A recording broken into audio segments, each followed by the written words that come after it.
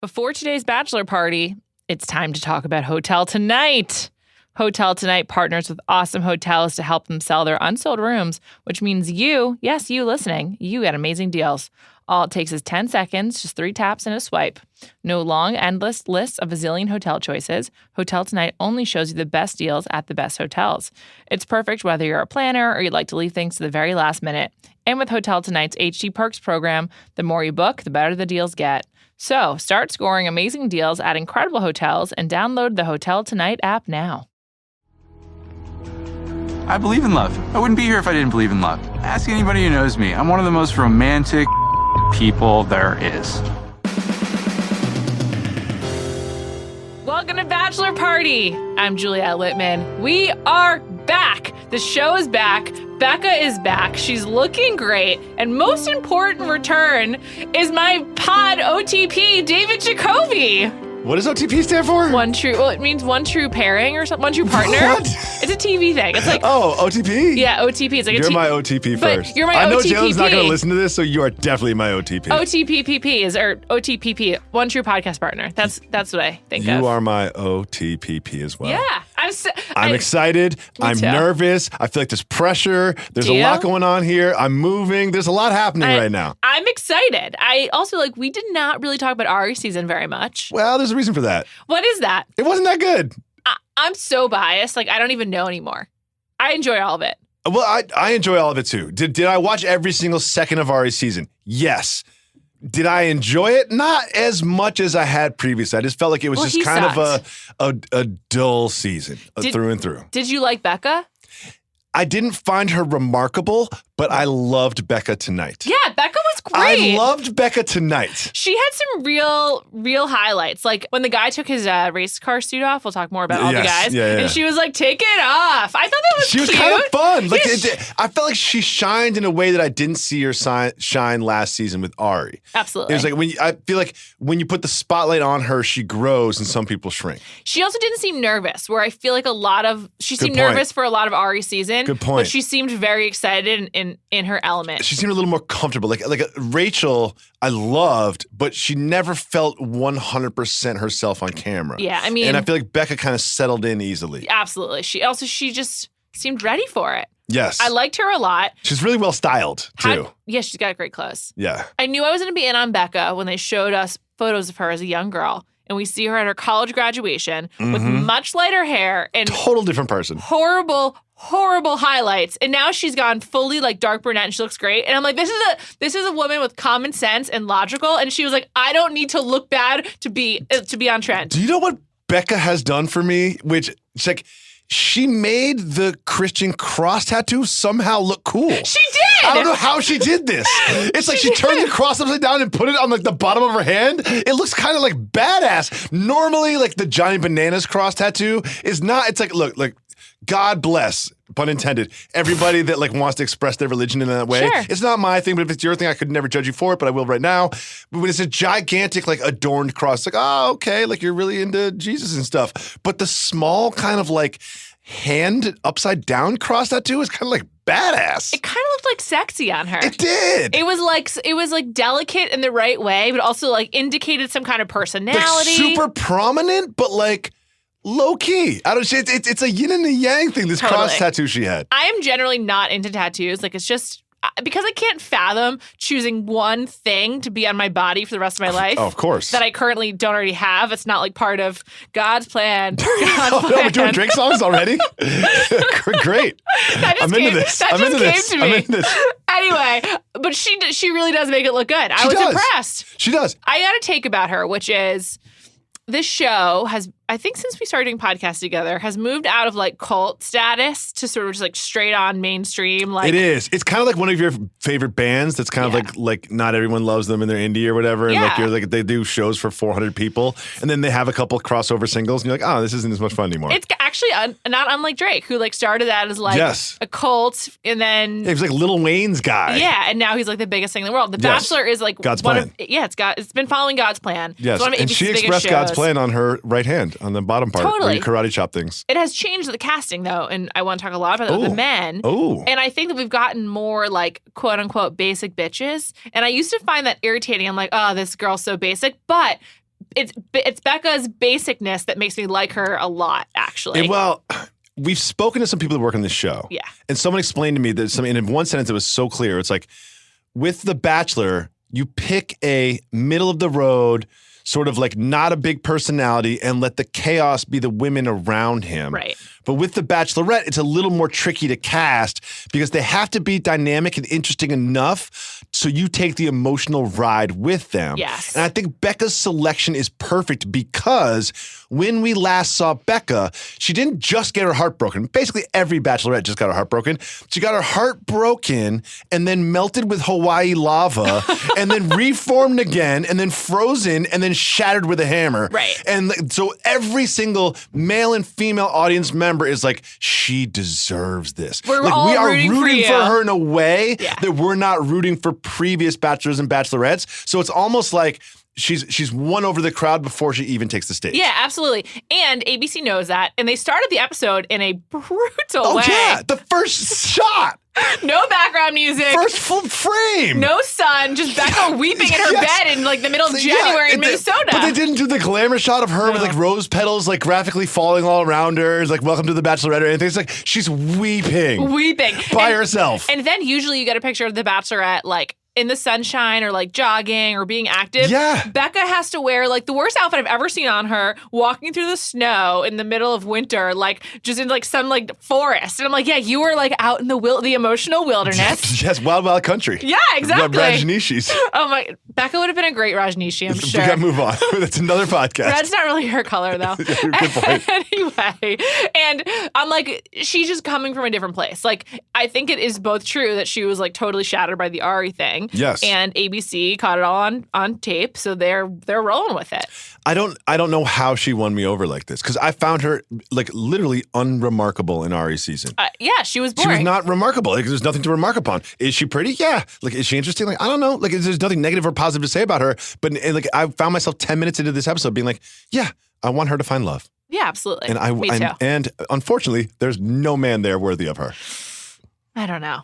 We've got so many takes. I love doing this particular show with you. Yeah. The first episode of The Bachelorette, because it's kind of like me with the first episode of The Bachelor. Yeah. I'm just shopping. Yeah, exactly. It's like going shopping. It's like someone's like, you have $1,000 credit at this store. It's like, okay. Absolutely. I'm going to spend 60 minutes here. I'm going to try some stuff on, and I'm going to end up with a bag. Absolutely. And, you know, I want to do some best and some worst. I thought we were going to start with that, but I actually think let's jump into some takeaways and some big ideas that we have about this show. I'm on board. And then we'll do some superlatives later. I'm on board. The first thing I wanted to mention is that I think this is probably the most affluent crop of men The Bachelor has ever had.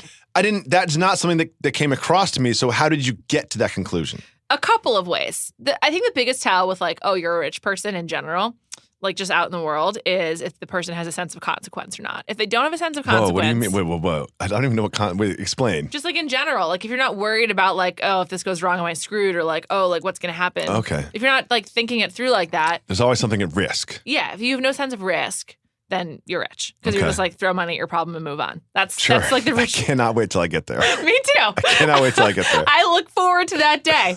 So number one is John, the Venmo guy. John is loaded. Like, loaded. He was Chris Harrison, like they had like a preview special where he was like introducing the guys. It was on Facebook Live. Did you happen to catch it? I saw the entire thing. Okay, you And did. by then I saw 0 seconds Oh, okay. of it. Chris Harrison said he was like one of the most impressive people I've ever had on the show. And to Chris Harrison, that was definitely a euphemism for one of the most rich people I've ever had on the show. And so we learned that like John gave like one bite-sized line to Becca. It's like a transitional scene in the middle of the episode. And I was like, bowled over. I was floored. And he was like, I made the Venmo app. That's what he did, which is like honestly insane. He was, and then I did some research. At one point. Yeah, so let me just tell you, it's like, made the Venmo app is I take credit for a lot of things professionally that I didn't actually do. So like he could have been hired for $5,000 to like do some coding overnight one time. He is a software engineer, correct? Coding. I read a post from him from the year 2014 where on Medium. God, I love you so much. I fucking love you, Juliet. Thank you. I love you too. He was at one point the fifth most senior person at Venmo. Like That's equity. yeah, that's equity. And they were partially purchased, I think, by PayPal. John was also really notable to me because he's like the rare occurrence on this show where for some reason all of the Bachelor bio photos make everyone look bad. I don't know if it's like expectation management, but like everyone always looks better on the show. I don't really know what it is. John's the opposite. John looked way better in his photo. In his photo? Yeah. He's got sort of like a chiseled jaw, kind of like ethnically ambiguous thing going on that I really enjoy. Yeah, totally. So I was just like, okay, this guy's really rich. And then we have David, who's the VC, who lives in Denver. He's so much more than the VC. Who is David really? David's family. This is important because if you're listening to this episode. If you listen to this episode, you saw the show and you're like, I'm not sure who David is. Who is David, Juliet? David is the guy who came in the bird suit. He dressed up as a chicken. Okay. You're leading with so many other attributes for David. He's the man in the chicken suit. He's not like, oh, he's from Denver. I'm like, who is David? You're like, well, you know, he's a venture capitalist. Like, no, Juliet. He's the guy dressing up like a chicken, acting like a chicken the entire episode. That's who he is. I kind of like that. I love David, by the way. I like him too. Huge fan of David. Why do you love David? It's like some people dress up in the costume and do the super like built up, like producers forced me to do this entry thing. Mm-hmm. His was like he was making a goof of it.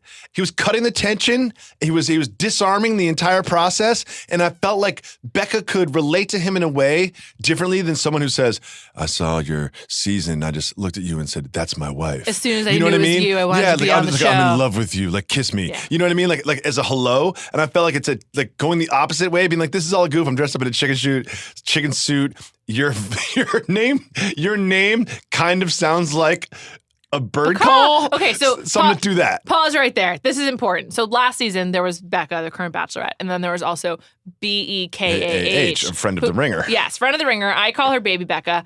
Carrie calls her Becca. Becca, which is brilliant. And then Becca became Becca. Yes. And so I was like, what the fuck? Did you make this happen? Well, also, importantly, the person who said Becca, like Becca. I just mentioned this part of getting ahead in the professional world is taking credit for things that you don't deserve. You'd be like, you are the reason that he is in a chicken suit.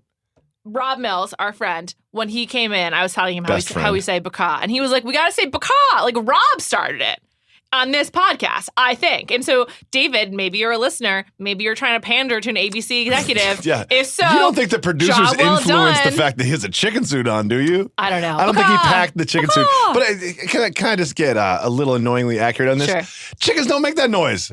Chickens go buck, buck, buck, buck, buck. Who does say a bird says Becca? Bird says like a crow. Caw, yeah, caw. Edgar Allan Poe wrote that whole poem called Becca. That was the raven. You're like, oh, no.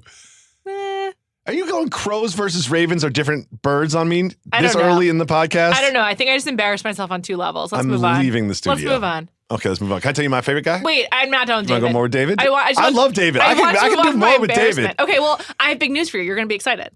David's a VC. He's 25. Okay. Very hard to be a VC at 25 because you have to have a lot of capital. Am I going to be upset about this? No, you're going to be upset. I do not like hearing about 25 self-made rich people. He's not self-made. That's the good Boom. news. Thank you. So that's how you know he's really rich because he's not self-made. It's not like he's like made he's a got couple play million. money. He plays with his money all day. That's his job. Do you want to know how he has family money? Yes. It's tied to a passion of both of ours, and it's important because it ties into another character who's already gone. Who I was just about to speak about. Yes. David's family owns grocery stores in New Jersey. What level grocery stores? What's the name of the grocery stores?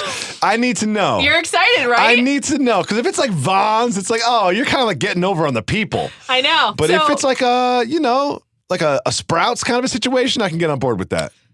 I'm really excited to tell you that they have a few different kinds. They own a few ShopRites, first of all, which I think is cool. ShopRite's not bad. Franchising is smart. Also, my parents go to a ShopRite in Hoboken like every weekend. Like we're Hoboken They drive shoppers. out of the city to go shopping in New Jersey. Yes. This is something that a lot of people that live on the west side of Manhattan do, which I will never understand. It's because grocery stores my in mother-in-law Manhattan used to do that. Sucks. Okay, well, my parents have been doing it literally my entire life. They go to a ShopRite in Hoboken. Used to be a Grand I love the Litmans. Yeah, they're great. I support everything the Litmans Great do. people. Great so people. I rescind my comments about their shopping habits. So they have 5 ShopRites, which is cool. And they're in Burlington and Camden counties. They employ 1,100 people, so they're job creators. Building jobs. Yes. You're welcome, America. You're welcome, economy. And then they have a few of their own line called His name is David Ravitz. It's Ravitz Signature Fresh Foods.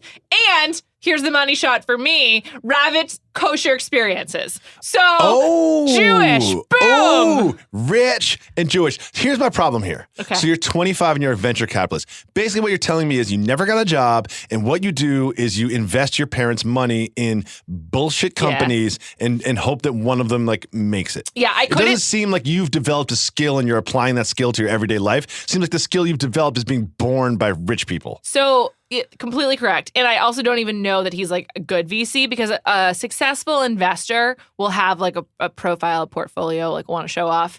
No. Yeah.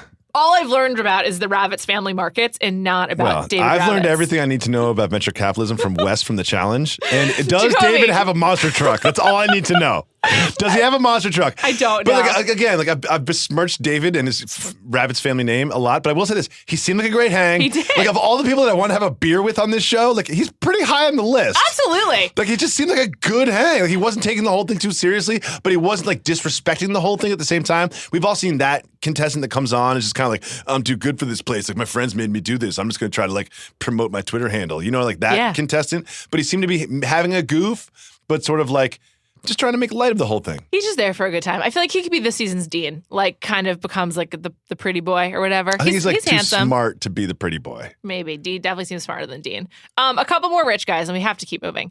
Kriston, let's just call him Chris because he goes professionally by Chris. Do you know what he does in his free time? I'm just going to say no. He's the former Harlem Globetrotter. Oh, yeah. He's the guy that dunker. dunked over the chick. Yeah. I want to talk about him. Okay. Gentlemen. Oh. If you're listening, a message to the men out there. If you're listening to this podcast, a good dunk might impress your nephews. It might impress a high school class that you're visiting. It might impress your group of friends. It might impress your peers at your pickup game. Do you know who doesn't care that you can do a good dunk? A potential mate. Yeah. Like, I don't think Becca was like, oh my God, he went between the legs. And didn't he jump over her? Yes, but it was just kind of like, I would be scared. He's playing for the audience. He's playing for the cameras. Like, I don't think that was a good experience for Becca. I would have spent my 5 minutes alone with her, like, I don't know, getting to know her a little bit. Sure. Saying something about yourself. Not being like, okay, stand there. Hold the ball up a little bit more. Okay, no, sorry. 1 inch down, a little bit to the right. Like, it just seems like it's like he used her as a prop in a way to show off his physical abilities. It's not, it didn't do anything for me. If you're trying to seduce me, like, don't try to show off your talents. Also, fatal error by this guy. I bet he thought he was like the most successful athlete because he's a professional dunker.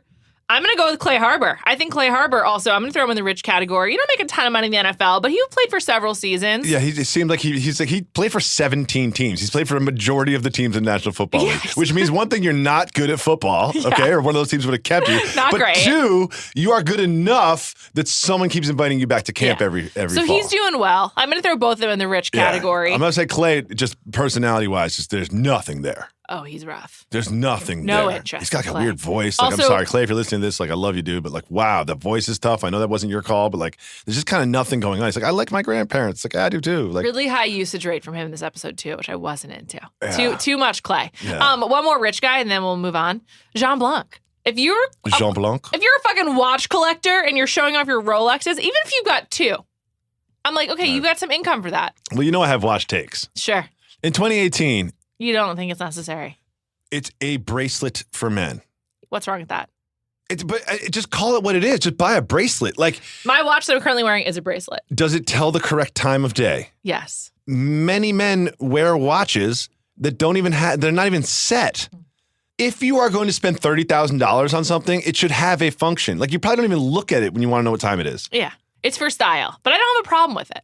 Do you know what is better than a watch collection? What? Cologne collection? Yeah, Colonnosaur.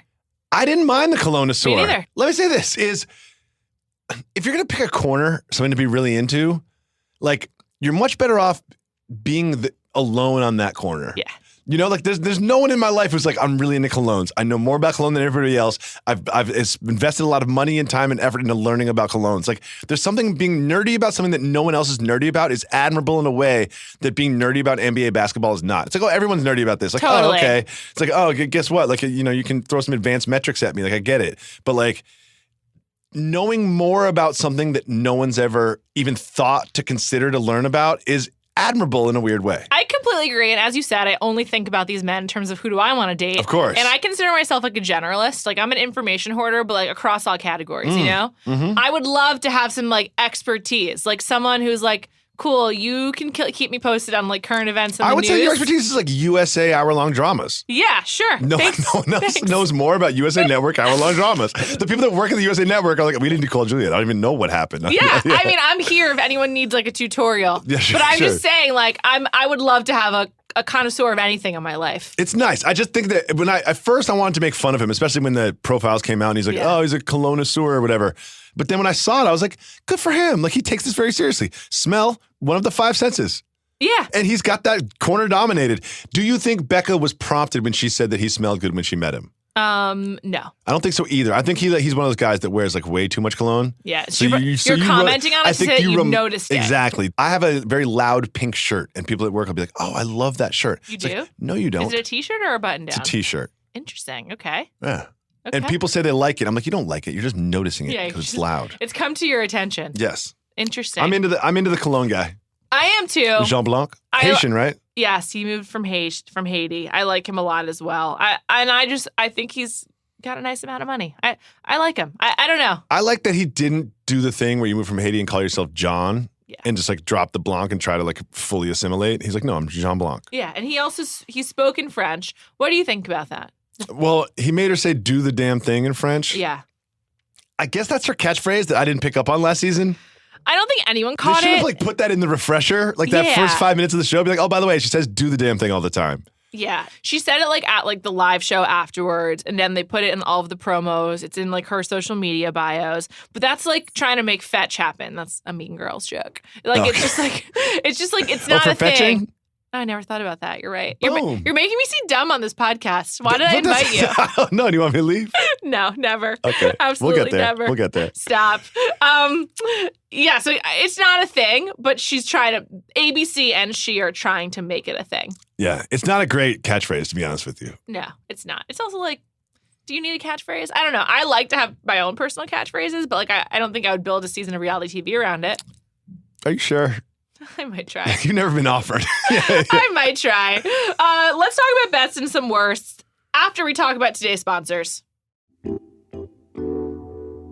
Podcast listeners are invited to take advantage of Casper's competitive limited-time Memorial Day sale offer. Start your summer off right by choosing the internet's favorite mattress this Memorial Day. With 3 lines to choose from, including the original Casper, the Innovative Wave, and the Streamlined Essential, every Casper mattress is designed to help you sleep cool and regulate your body temperature throughout the night. Plus, you can be sure of your purchase with Casper's 100-night risk-free sleep on it trial. And returns are hassle-free if you're not completely satisfied. I have a Casper mattress, and I am completely satisfied. I've been sleeping on it for quite a while now, and it is so comfortable. It was very easy to get on my bed. It just came rolled up and took just a couple of minutes to get it unboxed and on top of my bed. I sleep well. I look forward to getting into my bed, and boy, is it comfortable. So if you want to have the same experience, for a limited time, visit casper.com/savings and receive 10% off your order with any mattress purchase. This special offer expires May 29th, 2018. Terms and conditions apply. That's casper.com/savings to receive 10% off your order with any mattress purchase. Valid until May 29th. One thing you're not supposed to do is eat in bed, but you know what's a great thing to eat in bed? Ice cream. And you know who else is a sponsor of today's podcast? Ben and Jerry's. Summer is fast approaching, which means that we'll all be searching for ways to stay cool. It's perfect timing that summer's here because Ben & Jerry's has a new line of frozen novelties called Pint Slices. Everyone knows Ben & Jerry's for their delicious ice cream and wide range of iconic flavors. With huge chunks and swirls surrounded by Ben & Jerry's legendary ice cream and enrobed in a chocolate coating, Pint Slices are everything you love about your favorite pint of Ben & Jerry's sliced. Available in 7 iconic flavors, including the Tonight Dough, Chocolate Chip Cookie Dough, Cherry Garcia, and Americone Dream, one slice gives you all of Ben & Jerry's. Plus, their convenient handheld format makes them a great on-the-go snack. Whether you are poolside or cruising along the coast, you'll want to check these out. No spoon? No problem. I don't know about you, but I have always loved the Ben & Jerry's Chocolate Chip Cookie Dough, and it still tastes great in one of these slices. So if you want to experience it, try it. It's Ben & Jerry's any way you slice it. Find out where to buy or get them delivered at benjerry.com. That's benjerry.com. All right. I want to talk about the worst, guys. Let's just start with Jordan. Okay. Jordan is the producer's punching bag. Why is he even on? Why even cast someone like him? Oh, wait. You can't have a show unless you cast someone like him. Like, are you really asking that question? Why cast someone like him? Why cast someone who is just fake enough and attractive enough to make it to week 5, but so deplorable that you're going to get so many crazy sound bites from him, and you're going to get so much angst from the people around him? Here's what's going to happen. Okay. Every single season, there's somebody that every person hates except for the Bachelor or the Bachelorette. And he is that person. I don't know how she could not hate him. He's so annoying. And he says things like this. Like, it's just unacceptable. It's funny you think I'm a joke because guess what? Attached to me is professionality. It's my face. So if you want to try to wreck my image, it's actually pretty serious. He's definitely the version of Zoolander. Love it. There's so many layers there. So many. Let's break them down. Okay, let's just go piece by piece. Attached to me is my face. Jordan, I have a message for you. You're not unique in that way. That's true. Everyone has a face attached to them. Everyone. And that's professionality. Professionality. That's not a word. Not a word, but you kind of know what he means. That's like, what do you think he means? I think what he's trying to say is like his face is his moneymaker. Sure. Shake, shake, shake your money maker. And then at the end, he's like, so if you're attacking that, like, basically what I'm saying is he makes no sense whatsoever. No sense. And he thinks he knows what he's talking about. He also spent a lot of time fixated on the outfit he chose to wear versus the other people. How many times did you learn that he had a woven navy necktie? Oh, so many. And how many times did you know that another way to refer to a gray suit is like a shark suit? Shark skin suit? Didn't know that. Me neither. And also, I hate to break it to you, Jordan, but like a gray suit isn't exactly gonna, pop from the crowd. I'm also gonna say they filmed this in March, and I don't think that's very seasonal. Really? Yeah, gray in March. I think a light gray works, but what I'm saying is like what they say to like a dude. They're like, you need a gray suit and a navy blue suit when you graduate college. Like those are what you need. Right. It's kind of like it's like see my jeans. I'm wearing blue jeans. Like blue jeans. No one else has blue jeans. No one's ever heard of that. Yeah, it's just like, okay, dude. It's like, I got it. And then he said his shoes made sound when he walked. I didn't hear that. Am I hard of hearing? I didn't hear it either, but I know that type of shoe, and it's really more annoying than it is like, oh, yeah, I want loud shoes. Why would you want shoes that make noise? I don't understand why that's a positive. And he just came in so hot. Like, Juliet, he knew he wasn't going to win. Let's get to really what's important. Okay. He's like, people think it's easy being a model. Do you know how much work this is? But he did the thing, like he made it sound like he shovels rocks into a wheelbarrow all day. He's like, I have to go to the gym. I have to stay tan and then sea salt every day. Sea salt. Yeah, he said what is that? Is that great? Sea salt, great on potato chips. Sea salt, great on pretzels. I get the I love sea salt on a steak. What is it in terms of grooming? I think it might be like something he puts in his hair to like seem like he has beach hair, but he doesn't have. That's like a thing for girls with wavy hair. He doesn't have wavy hair. Wait. Girls put sea salt in their hair? It's like beach hair is like a desired I'm saying this thing. doesn't exist. No, it is. No, I think a woman's hair does look good after she swims in the ocean. Fact. Yes. But so in an attempt to recreate this, someone bottles and sells for like probably $40 a bottle a sea salt spray. Jacoby, there's so many bullshit products out there that women just fall for. And Jordan too, apparently. Listen, I got to tell you, my wife's hair looks great when she gets out of the ocean. Yeah. So I understand the desire. I look great when I get out of the ocean too. Yeah. It's my element, so I'm the happiest. Yes, you are always the happiest next to the water. Yeah, so of course it looks good on a lot of people, but I don't understand how it affects Jordan. He has short hair, it's super coiffed. I don't even know what he's talking about. Well, he lives in Florida, right? Let's just start there. I mean, are you trying to trap me into talking about how much I think my geographical biases? Because no, I know how you like to completely alienate large swaths of your audience with one sentence in a podcast. I'm very familiar with this. We've been doing this for years. But I will say this. Milan, fashion capital. Yeah. Paris, fashion capital. Sure. New York, fashion capital. Los Angeles, entertainment capital, need a lot of models. Florida, non-Miami Florida. Exactly. I was going to say, he's not even from like Miami. Panhandle, Florida. You might get some local catalog work. Local. But that's pretty much it, Jordan. I might be wrong. He might be one of the most celebrated male models in the industry. I'm not that familiar with the rankings right now. But somebody tells me in the power rankings of male models, he might be in quadruple digits. Yeah. I mean, he's from Crystal River, Florida. It's not even the Tampa area. It's like It's not Gainesville. It is on the coast. Like, that's maybe why. I mean, I'm sure Crystal River could be a gorgeous town that we would all love to move to. I don't care if I'm insulting but it. I don't think that it is a fashion capital of the world. No, I think that's fair to say. We've never heard of it. Yeah. So, Jordan, get it together. I mean, but the thing is, Jordan goes on the show knowing he doesn't win. He just is there to, like, make a stink and make sure he goes on future shows. But here's the thing.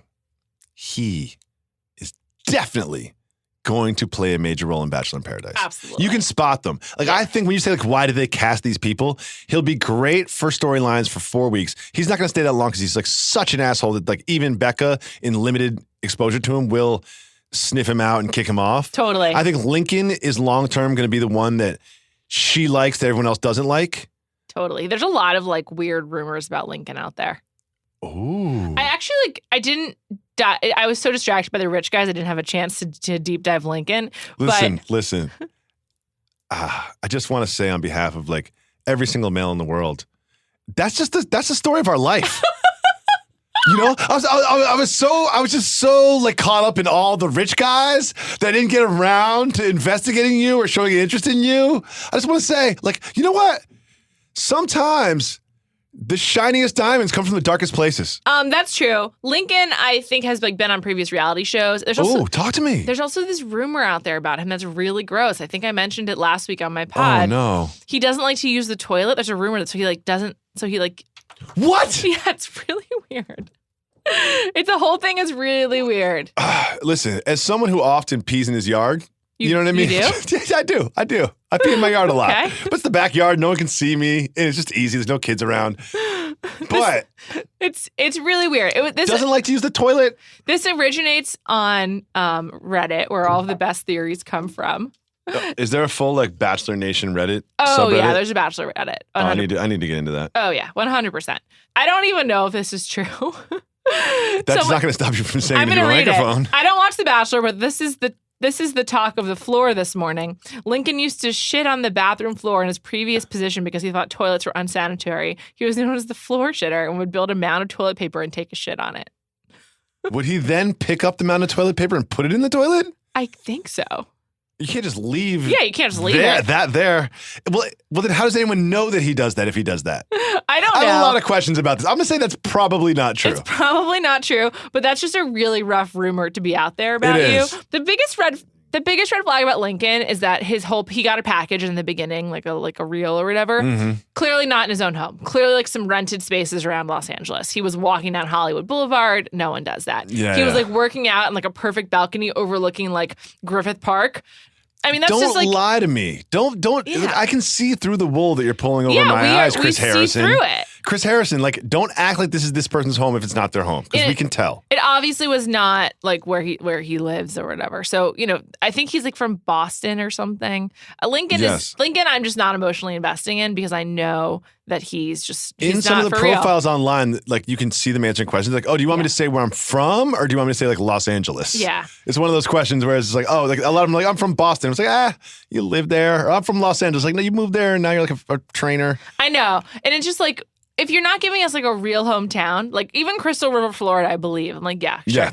Yeah, no one lies about being from Crystal River, Florida. Right. But Los Angeles is too easy. It's like, that's obscuring some more information. He was on a balcony doing an ab workout that I was really impressed with. Yeah. It was like a sit-up and a leg lift at the same time. It was like, he had, like, one vertebra that was touching the ground and everything else was in the air, and he was doing, like, bicycle moves. I was like, Lincoln. He's a classic Bachelorette contestant. Yes. They find people that are in such great shape. I know. I don't know what that's like. It's also like, do they just offer, like, kale smoothies and, like, you know, and gluten-free granola or something? Like, who knows? How do these people stay in good shape throughout it? I don't know. I guess they, like, if you're really crazy and you care a lot about it, you just work out like you're in the house. We see it on the challenge. If I go to New York for 2 days, I come back bloated and 10 pounds heavier. Oh, totally. And they travel around the world and somehow keep a six-pack. The NBA playoffs have completely derailed me from, like, oh, hell. They're like, well, I'm busy every night. Like 6 o'clock. And you want me to watch basketball and work out every night? I can't do I'm not going to work that. out past 7 at night. That's insane. It is insane. When you have no a one does that. job, No one does that. It's really hard. If you do it, you, like,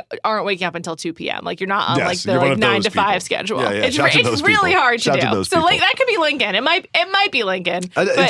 There are very few people on this show that have real jobs. And can we transition into my favorite guy? Yes. Joe the grocer. Joe the grocer. Joe the grocer got kicked off. I know, really upsetting. I have a theory on Can I that. pitch Joe the grocer to you? Please, you don't need to pitch me on it. I love Joe.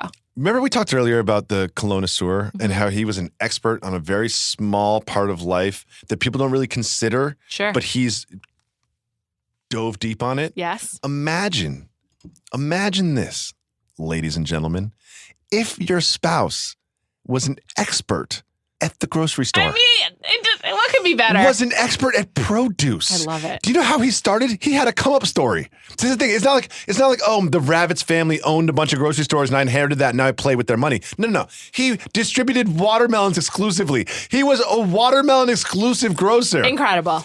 He knows more about watermelons than anyone in the world. It's amazing. And then he grew that to the produce aisle. Now he has his own grocery store in Chicago. I know. And did she even give him a chance? What's a better story than that? I don't know. I was bummed that he left. I wanted think so she didn't much like more. the accent. Yeah, the accent. It's off-putting. Yes, he had like a Blues Brothers, like very thick, like classic.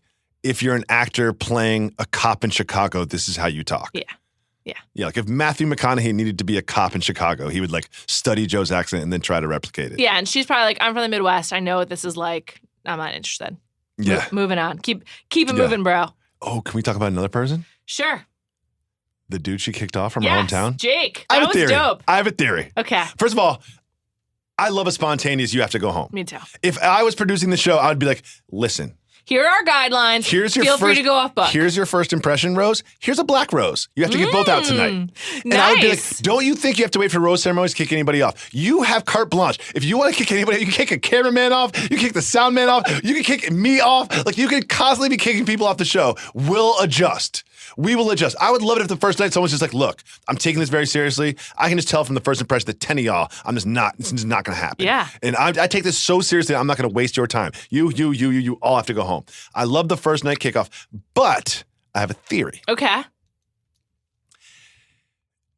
Put yourself in Becca's shoes. Sure. I would love to. They're great shoes. They're probably expensive and She they're not looked yours. nice. She has to hand them back. Yeah. You're meeting these people for the first time. Yes. And what they know about you is what everybody else knows about you. You are an attractive, intelligent, fun-loving young woman who had her heart broken. You are perfect right now.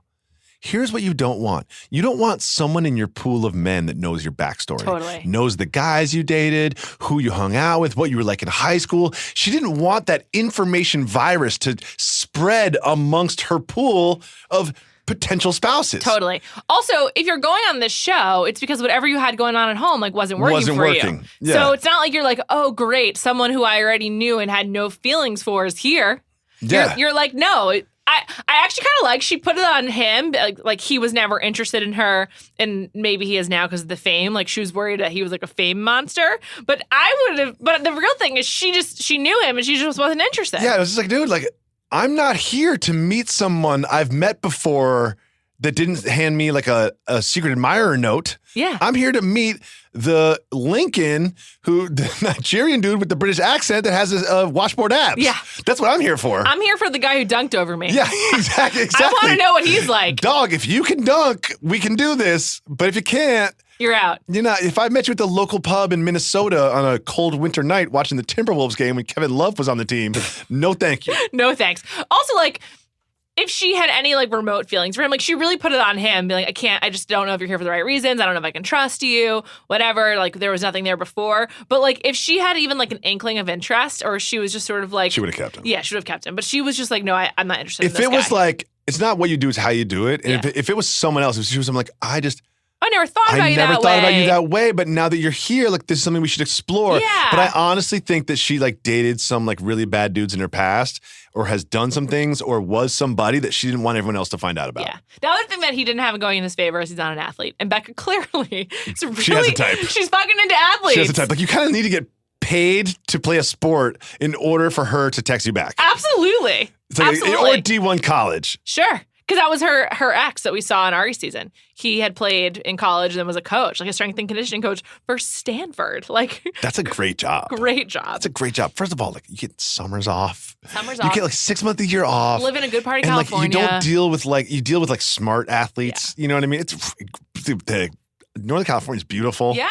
It's a great job. always sunny. I will be the strength and conditioning coach for Stanford in a heartbeat. Totally. And I will ace that interview. And then they'll be like, take your shirt off. I'll be like, nah. Sorry, you're out. Like, no. You gotta go. Yeah. They'll be like, oh, I'm sorry. My favorite athlete, I thought my favorite athlete was going to be Colton. I was like, sorry. Are you serious? I was like, even though Colton was only on the practice squad. And Are you serious? I thought it was, I said I thought. I'm not, it's no longer because we learned some information on this season on. But I was like, I'm sorry. I can't believe I'm saying practice squad guy over Clay Harbor and over the professional dunker. And over the baseball player who got voted out because he was there for the wrong reasons. More on him in a minute. I thought it was going to be Colton. But then we found out that Colton is a self-proclaimed virgin, but they think he's lying about it. All right. He's definitely lying about it. It's a weird thing to lie Who about. lies about that? It's just really weird. I It's don't not even a know what lie. to say. I don't think that's a lie that he would tell. I also don't think he could Why do be you a want that professional out there about athlete you? and go through 4 years of being a college know. football player Of girls and then throwing never, themselves ever 4 years of a college football player. Not only are you a college football player, you are so good that pro teams are going to pay you to play the sport. Yeah. And you're at a college and there wasn't one drunken evening where you had some sloppy sex with a freshman. Seriously. Like that never happened. Never, like ever. Never once. Like as an aspiring jersey chaser, I know the opportunities were That there is, for him. I'm telling you, that is probably more impressive than being a professional athlete. Honestly, it's hard. It's hard. It's probably harder to be like a top-notch college athlete and graduate a virgin than it is to actually be a professional athlete. It's just a really weird twist. Like really weird. Also, but like maybe he fudges the truth because he said that he got injured and that's why he would like if he kept playing he would never be able to raise his arms above his head. But dude, you never were on an actual team. You were on practice squads. Well, Juliet, one of my life philosophies is like everyone is the hero in their own movie. You know what I mean? Like, sure, in reality, he probably wasn't good enough, and that's why he stopped playing football. Right. But he has to sleep in bed at night. He has to look at his own face when he brushes his teeth. So he's created a narrative where, and I'm sure a doctor did say, if you keep playing, you will no longer, your shoulder will disintegrate. Right. Someone said that to him. So he's decided, he's flipped the narrative in his own reality where he got injured and for his own health, he stopped playing football. But the objective reality is, dude, you were really good in college, but you were never good enough to play a snap in the NFL. That's fine. But can I go negative on Colton in a way that is completely politically incorrect and I really shouldn't say into a microphone? Oh, whatever. Go for it. He has a foundation to help people with cystic fibrosis. What is it? Cystic fibrosis. Cystic fibrosis. It's like the Colton Underwood Family Foundation or something. Yes.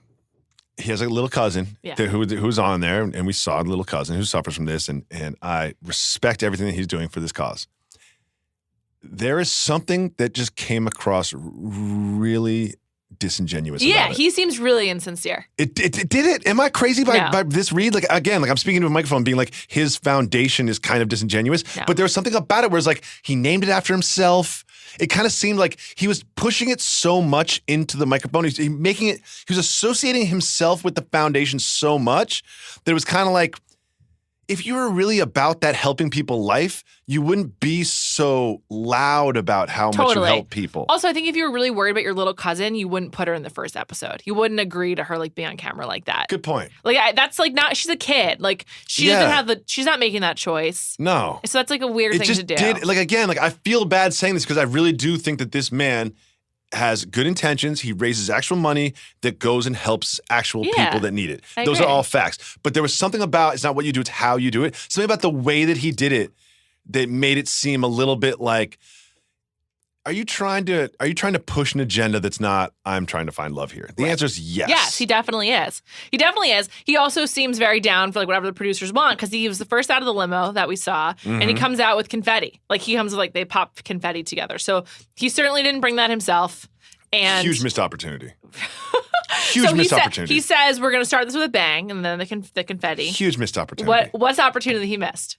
We're going to start this with a bang, and hopefully we'll finish it with a bang, too. How do you not say that, Colton? I also think she would have liked it. Of course. I would like it. That's what I like about her. Like, she's kind of saucy. Like, it's funny. You know what I mean? Like disarm everybody. It's kind of funny. Totally. Also, like, let's be real, and let's just, like, I'm trying to bang. Aren't you trying to bang? Like, you're the Bachelorette. We're here to have sex. Yes. Ultimately, if everything goes right, we will be having sex in a very nice fantasy suite in about 2 months. Also, like, I think I would get sick of hearing like, oh, I was so excited with you. You're so pretty. Like, I'd want someone to be like really like into me. Like, let's go. Like, let's just do Really? I think so. I like it. I would be like, oh, okay. Interesting. Like the old like slam against the wall makeout move. I just think that plays well on reality TV. Okay. No, but I do think there was like something like nice about that where you're like, oh, he's really attracted to me. He's into it. Yes. Okay. He's into it. All right. Because everyone, they just play it so like But isn't PG. that okay? I'm just putting myself in the shoes, which is very difficult to do. Forward. Very difficult to do. But like I think like if it was actually me, again, like we're doing a million hypotheticals down the road, but it's like I probably would just be like, look, I'm very excited that this is you. Like I've been, I would just be a little genuine and like honest and just kind of like down the road, down the middle fastball. I wouldn't be like, here's my prop and my chicken suit and my confetti. Yeah. You know what I mean? Like, let's bang. I wouldn't be like someone to be like, let's go to the bathroom right now. I mean, But I do think that they just, especially if it was Lincoln. they all gross. They all play it so like just very like G-rated. And let's be honest, like this is building to the fantasy suites. Yes, I think I agree with you that like being a little cheeky about actual physical sex is probably a good move because like let's like not deny the fact that like we're all human beings and that's what we're here for. Totally. You know what they don't do, which always surprises me? They go for a hug or they like have like a prop, but no one really tries to get like a butt grab. No, not a butt grab, but like kidding. there's just not a lot of like extra touches of like a shoulder. Kinetic energy. Like, I learned this from the pickup artist. Yeah. What's it called? Kinesiology or something? I don't know. Kinetic. Something like that. Yeah. I don't know why they don't do more of that. Like a few like extra like taps on the arm. Definitely. Like I would cup the back of your arm, your elbow. Like an elbow. Yeah, like the little elbow cup while I like say goodbye or something. Sure. Just little stuff like that like in a dating environment That's really totally goes a long acceptable. way. Yeah. It goes a long way. It also just like indicates intent and like feeling. So that way you don't have to be like, we're ending this with a bang, but you could like indicate like a little, it otherwise. Like tricep graze as you say goodbye is always a good move. Ari, you could tell who he was really into because he was really into that kind of touching. Yes. That kind of like foreplay, basically. Like, like 8 play? 16 play? 16 play. Okay, 16 play. The pre-foreplay. But yeah, I want to talk about the Chase guy who got sent home early. I do too. Because I think Becca acquitted herself really well in that situation. However, I wouldn't have sent him home. So what happened was there's Chris. I think the guy got sent home early was her hometown guy. And then and then at the end. Yes. Yeah. And then he was the guy who like just missed the last rose and the snitch got the rose. The snitch got I'm going to call him Bad Hairline Chris. I don't know what's going on there, but it's really bad and I don't care for it. I'm also positive Bad Hairline Chris is going to be in Paradise. Like I could just see it. Oh no, Jordan is Paradise guy. Jordan? Oh yeah. They both, Jordan is Paradise They both guy. will be there. They both will be there. And so I thought, did you think she was going to send Chase home? And so what happened was Chris R. and Chase were both from Orlando. Mm-hmm. Red flag. But anyway. Shout out to Orlando. I love Orlando. Home of the Disney World. Happiest place on earth. My guy Chandler Parsons is from Orlando, He grew up there? Yeah. Really? Yes, he did. Makes a lot of sense. Yeah, it does. So Chris gets a text, apparently. Well, Chase was introduced on the After the Final Rose, one of the first 5 guys. And Chris then gets a text from someone being like, oh, he's not there for the right reasons. His ex, yeah. But like, and then Chase is like, oh, we didn't really date. It was more like hooking up. But it's just a whole disagreement. And then Becca confronts both of them. They have like a 2-on-1 sit down. Well, she starts to talk to Chase, and then there's like, let's get everybody together, which is always a good move in a disagreement. Like, let's get all of the parties involved in the same room at the same time so we can stop lying behind each other's back. Yeah. And I liked it because I'm like, oh, she's not scared of conflict. Like, she just meets it I love conflict. Yeah. I kind of like it too. Yes. And I'm like, yeah, let's just talk it out. And I'm like, let's see what it is. Spice it up for night 1. Let's have a little conflict. Can I be Chase's lawyer for a second? Sure. Okay. Everybody here has a past. Everybody here has slept with people, dated people, except for Colton. Intensely dated people, or casually dated people. We all have a past. And so what is the accusation against me? The accusation against me is as follows. The woman says I'm appearing on this show because my marketing firm, I want to expose my marketing firm. Do you think people are making multi-million-dollar marketing consultant business decisions based on the fact that they saw you on The Bachelorette? No, it probably works against your marketing firm that you appear on this reality show. Like, definitely. Is it all of a sudden that Chase's Orlando-based marketing firm is going to go from an annual revenue of $100,000 to $100 million because he talked to Chris Harrison for 3 weeks? No, definitely not. It's like, what are you accusing me of here? I'm not here for the right reasons because I'm trying to market my marketing. Is that what I'm here for? Also, yeah, like you said, like everyone has an ex. Everyone slept with everybody. It's like, is everyone's past held against them? And guess what? A lot of people that you used to date don't have the highest opinion of you. And when they see you on television, they might talk some trash. They'd be like, yeah, fuck that guy. Yeah. He did me dirty or something. Yeah, of course. But everyone has someone like that. Everyone has someone like that. Like I honestly felt like I was like, this is really much ado about nothing, and I was mad at the snitch, Chris Bad Hairline R. There wasn't a lot of substance to the claim. I didn't understand. It's something that's like in previous iterations of the show, like Rachel, like on Rachel's episode, was like, oh, you have someone that you're currently dating. Yeah, and then you lie about it. That's a violation. And then being like, who are you? It said, who are you to her face. Yeah, yes, exactly. All-time classic moment. Another violation. And Kareem Abdul-Jabbar was there, by the way. It was amazing. One of the greatest basketball players of all time had to witness this. What subject to Kareem to that? Who was against the Bachelorette franchise, and then there's a African-American involved. He's back in. I don't know. He's probably back out. Yeah, who knows? He probably was like DeMario. But I will say this, though. It's like, I don't understand what I did wrong here. I never lied to you. We've all dated someone in the past. Yes, I have a marketing firm, and this woman was besmirching my appearance on this program. Yeah, I mean, and what did I do wrong? I don't know how that's his fault. Becca, you kicked the only person that has any tie to your past off the show hours into the show because you don't want us to know anything about your past because something like this might come to light. Right. I thought that he should have gotten to stay, but I still liked how Becca acquitted herself in the whole situation. I thought that was good. Yeah, I mean, I thought so too, but like honestly, I don't think he defended himself well enough. No. In her defense, when you don't really know any of these dudes, like maybe you have like a hankering for 3 of them, like how are you else going to eliminate Wouldn't them? it be such a better show if she was just like, y'all 5 stay and was really go deep on the, because all the other 20 of you, there's no chance. Yeah. If it was me, I would be like, I'll go to the producers and be like, look, there are 10 women here that I could possibly see myself exploring. You know who you're attracted to. Of course, but like the other, like I might have made a bad decision here, but like trust me, I didn't. Yeah. Because in what we learned from the previous Bachelorette during the Bachelorette download tea hour, or what did they had mimosas or something? Mimosa, yeah.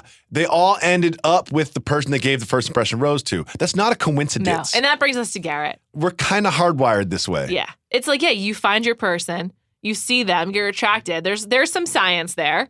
And like, it maybe doesn't always work out, but like in this sea of men, if you're attracted to one of them right off the bat, like it probably means something. Yeah. And you know why I hate Garrett? Why? The minivan is not a novelty item. No. Oh, you're very familiar. The minivan is not like, hey, look at this terrible life that I hope to have with you one time. That's what he said. It was like a joke. They treated the minivan like a joke. They didn't treat the minivan like it was the most functional family vehicle on the market. As someone who just lost his minivan, you know. Yeah, I know. Supervan, man. Supervan was built for families. It really was. Another thing I know about the minivan, because I've worked on enough productions, they're great production vehicles. So like they probably just had one. They just had one. Yeah. So they like made that bit up. They're like, there was a soccer ball around. They had one. They just borrowed it. Garrett sucks. I'm just going to say I'm not a fan, but he had some great gimmicks in night 1. Garrett's definitely going far. Like, you think so? Yeah, they set it up by saying that the person you meet on, like the one you kiss on the first night, like they told her. The kiss? I don't remember the kiss. No, but like she picked him out, you know? I'm surprised she didn't throw a kiss out there. I'm surprised too, but she's still fresh off the Ari breakup at this point. You know, it's like 2 months the later. Ari breakup is the best thing that ever happened to her. It's so true. But really, she is bulletproof right now. Yeah. It's like, oh, well, Ari, like that's an excuse for everything. Yeah. I was embarrassed and crushed and happened on national television with uncut footage. I want to just give out my first impression rose. I wasn't expecting this. Well, you gave yours to Joe the Grocer. Okay. Mine, this is unexpected. I just didn't, I felt disarmed by my interest and attraction, but I liked Leo a lot. What? Yeah. Okay. He was a jerk. That's why I liked him. Wait. He was catty. No, Leo is Russell Brand, Yes. who changed his name to be on The Bachelorette. Yes. Well, Forgetting Sarah Marshall's one of my favorite movies, so This makes sense. a lot of sense. Yeah. Come on. He was good. He was catty. You know I like catty. I need to hear more about your attraction to Leo because it makes no sense. Not that I'm surprised. It just doesn't make sense. I thought he was innovating with the messy man bun. I was like, wow, not only do you have long hair, but you haven't even tried to style it. Like, at all. Hasn't had a haircut in 10 years. I read that in his bio. And then he whipped his hair down. But that was part of his like corny intro bit. Like, let's let our hair down a little bit. He also, I thought that was corny and stupid. But like, obviously your hair is your defining characteristic. Could you date a guy with hair like that? Date? No. You couldn't? No. I'd be like, dude, please get a haircut. Oh, come on. But what if they were like super fun and they like checked off all the other boxes? We could make, I think. What if they had like a 6 high-end weeks. grocery stores all on the Eastern Seaboard? I see it lasting 6 weeks max. Really? Yeah. I mean, come on, that's not a deal breaker. Juliet, go with me on this one. It's not a deal breaker. No, it's not a deal breaker, but I think it speaks to an attitude and a life outlook that would break us up after 6 weeks. Well, I get my haircut every 5 days. So like, you're talking to the right guy. Like, I think long hair in a dude is just weird. No, it's like I don't even, the idea that you use products or anything? The Like, other no. thing about him is he's like obviously like just really invested in his own hair because I don't know if you know this, but the thing about long curly hair is you just do not shampoo it very often.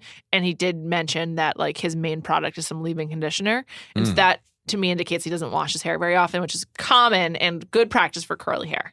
And leave-in conditioner is like you don't rinse it out. You just spray it in. You spray it in dry into your hair. No, it has to and be that's wet. your life? It's wet hair. So you do it in the shower. No after. You take a shower and then you spray it in, Yeah. and then you're good. Yeah. Anything else you want to cover? I just want to give you my projected final four. I would love to hear it. Blake, who we haven't really talked about, but I know I'll talk about him a lot in the future. He was a horse guy. No. There was one clip that I was like, oh, Blake's going far. And it's because he says, When I was going through the heartbreak, I kept thinking, if I was able to love the wrong person that much, how much will I be able to love the right person? Oh my God, I have said the same You know, thing to my best friends. Really? Yeah, seriously, like word for word, honestly. Wow. you know, we hear Becca and she's like, oh my God, me too. That like level of connection on night one is meaningful. There's a lot of in this season on, like a lot of I'm falling in love, I'm in love with you. There's a lot of love going on. The thing I can't deal with Blake is I have a problem with black button-ups. I think a black button-up can look good, but you cannot wear a jacket over it. Mm-hmm. He had a red blazer with a black button-up. And like, you're not a dude, so you don't make these decisions yourself. You just evaluate other decisions that people make. But there's no intersection of the red blazer, black button-up circles. There shouldn't be one. There's one tiny little point where those two circles touch, and it's Blake on The Bachelorette. Blake seems like a dummy to me, so not surprised. Anyone who chooses a red blazer with a black button-up is either a lounge singer in the Hooters casino at Vegas or Blake. Yeah. Yeah. He's dumb. He's not into Blake. So he's in your final four. I think he's going to go final four. Okay. Yeah. Who else you got? I think John, the Venmo guy. Oh, Venmo John. Venmo John. I think this is based on a little bit outside research, though. So. Oh, you've been reality Steving it No, up? I was looking at social media, just timeline-wise. I think John sticks around. Oh. John, Blake, Garrett, first impression Rose. She's attracted to him. And then I really couldn't land on a third. Like, I just have no idea. A fourth. A fourth, excuse me. I just could not land on one. And I was like, David, throw him in there. Because he would be in your final He'd four. be in my He would be in final my four. final four, too. He seems I would fun. probably marry David. David seems fun. Yeah, I'd have to do a little more digging in like what his skill is and what Yeah. exactly he's doing professionally besides living off of his parents' grocery money. Yeah. Because I'd much rather have Joe if I was going to pick a grocer. But I do like David's attitude. Yeah. He seems like if you're going to spend, there's one thing like, oh, I can see myself having a beer with that person, but you actually have to go past that. I can see myself spending eternity with this person. Yeah. And you know what? The guy in the chicken suit, it can work. Absolutely. Remember that one chick? Becca. The one chick who she showed up in the wedding dress. Yes. And she went far, but Yes, she she came went to in the final second. four. Yeah, that's Sean Lowe's season. Yes. Like it was like almost like the gimmicky entry isn't necessarily Not a kiss of death. we thought it was once upon a time, but it is not necessarily a kiss of death. Well, Blake came in on the horse twice, and I believe that. That was not a horse the second time. What was it? That was an ox. Oh, you're right. My bad. And he made a pun joke. I forgot what it was. Oh, I'm strong as an ox or something. Something like that. I don't know. It He should have like, been like, can you hand me the ox cable? That would have been better. I'm so not into Blake. I was just like, my eyes glazed over when he came on. But I'm like, He okay. had an ox. Yeah, it's cool. And then Garrett also had a lot of gimmicks, but I just think that means they went fucking fishing in the pool. Yeah. So- He gave her a I don't know. I just feel like a lot of times on this show, like they just pick a noun and stick to it. Yeah. You know? It's like, I'm the fishing guy. Yeah. Not a noun, but whatever. He's fine. Let's talk about the season on. So biggest reveal was that Colton is allegedly a virgin. Do you think Colton is a virgin? No. But I don't know why you lie about that for The Bachelorette. Okay, yeah. So that's the next question. It's like, so why would you lie about being a virgin? Also, there's at least one person in the world that could take that all apart for you very quickly. Yeah. The person you had sex with if you're not a virgin. Yeah. 100%. Would it be weird if you're like some chick named Stephanie and wherever he's from, he's like, wait a second, I was boning that dude like all sophomore year of college. I just don't know why you lie about that, but it's such a weird thing. Because you know what? If he really is a virgin, maybe he is truly a good person, and everything I said about him earlier is not true, and I'm just pulling negative out of a positive situation. Everyone called him a liar on the show. They did. They're worried about him being a liar and not there for the right reasons. One of my critiques of the show, which is no fault of the people that work on it, is sometimes there's not enough tension between the dudes. Like sometimes dudes are so conflict averse and kind of like above it, bro, don't want to talk about our feelings, that they kind of like just are kind of like fake friends all season and just coast. But it seemed like this season there was real tension. Yeah, definitely. Obviously everyone hates Jordan, duh. Yeah. I mean, he's he's cast as the person that everyone hates. Yeah. And he is also one of the more hateable people on the planet. Totally. And then a lot of people telling Becca they love her. A lot. Yeah. It's the I'm falling in love with you is sort of like It's a hedge. It's a nice hedge that really fits this environment. It's sort of like when someone's like, are you ready for dinner? And you're like, no, but I will be in an hour. So let's go to this place we can never get into and leave our name and come back. It's a good hedge. I want levels on this. Like, how much are you falling in love with me? Like 1% or like 99%? And like, Where are we with what's this? your timeline? Like, if you're starting to fall, when have you completely fallen? 6 weeks, 6 months? Yeah, it's exactly. It's like, okay, you're up to nothing. You're winning the game. You're technically winning the game. There's a lot of game left to play. Right. It's like the Warriors in game 4. I'm in the process of, like, nice to meet you. I'm David. I'm in the process of falling in love with you, potentially. Right. I'm not lying. Yeah, I mean. But there's nothing special about you. I'm just in the process. I'm early on in the process of falling in love with you. Every single person I meet. Many people. Every time I get in an Uber, I'm technically falling in love with that person. Yeah. It's just not very far along the line. That's all. Right. So that needs to come with like a qualification of my usual timeline, past relationships. I need a qualifier. Yeah. I'm really falling in love with you. I'm almost in love with you. Like, I need just more in the sentence. I'm falling in love with you in a way I haven't experienced before. Yes, I need more in the sentence than I'm falling in love with you in this environment. I'm falling in love with you and it's different because. Yes, yes. Make me feel special. Yes, like explain to me why. Yes. And it can't be related to being on a television show. When I get into the Uber on the way home, I'm going to say, I'm falling in love. Nice to meet you. I'm David. I'm falling in love with you. I'm falling in love with this car ride. Great job. Yes. or something like that. It was, I don't know. But they were getting a lot of that. And then some Becca tears. And then also some intense makeouts. Seems like she makes out a lot. Good. Unlike at least my dating experience, I think it's got to be kind of fun to make out with 7 dudes in a day and compare and contrast. Yeah. Definitely. It's got to be kind of fun to be like, oh, like I definitely felt something different when I made out with Colton than when I made out with Lincoln. And it's like rarely, unless you're like on spring break in Cancun, can you do that in real life. Totally. Like make out with 5 dudes in a day. You know what I mean? Break. Yeah. It's like oh, like I that felt different. Like there is some chemistry that like not butterflies. That's something there. Or like, oh, I'm nervous. Like that's exciting feeling. So Chris Harrison had a line in this season that I absolutely loved. What was it? It was back to Colton. You were worried about being intimate with Becca. So he's doing this virgin thing, whether it's true or not, who knows? There's only him and maybe a couple other people on the planet know whether or not it's true. But the idea that he's expressing his nerves. If I was a virgin, do you know when I really, really, really, really wouldn't want to lose my virginity? When I'm in a competition for someone on national television. First of all, the nerves that go into losing your virginity in the first place, especially if you're over like 26, there's just so much built on top of it. Imagine you're being recorded for national television on network television, and there's like 3 other dudes that are trying to vie for her heart. They're like, the performance anxiety, just speaking about this is bothering me. I mean, I can't even imagine. I have erectile dysfunction just talking about this.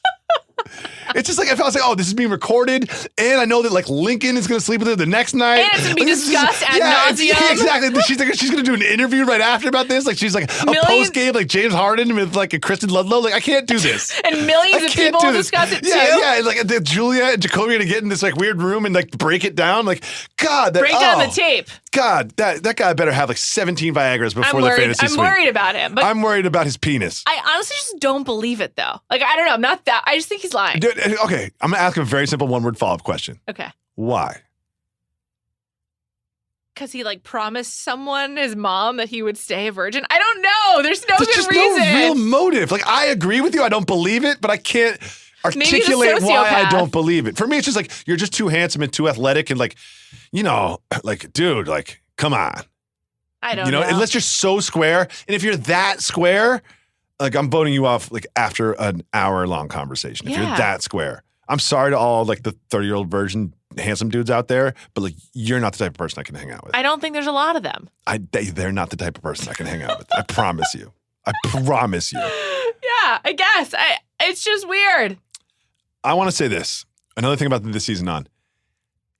Have they gotten through a season of The Bachelor or The Bachelorette in which an ambulance did not make an appearance? I don't know why that's become a staple. I don't know. I don't know how. You can't plan these things. Also, if anything like really bad happened, then we would know like during production. Yeah. Well, it's always not a big deal But like they had, I think it was Lincoln. Like Lincoln, I just turned the corner. He's in a pool of his own blood on the floor, and they always cut it so it seems like there was like some sort of violent, like Conor McGregor altercation. When really he probably like slipped on like a pool of water, Totally. you know, and like cut his wrist or something.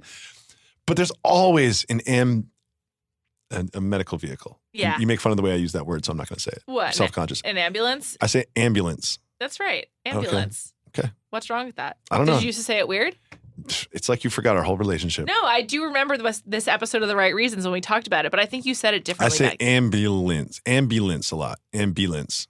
Let's just move on. That's It makes wrong. me feel dumb. Okay, fine. I made you feel dumb for the first 55 minutes.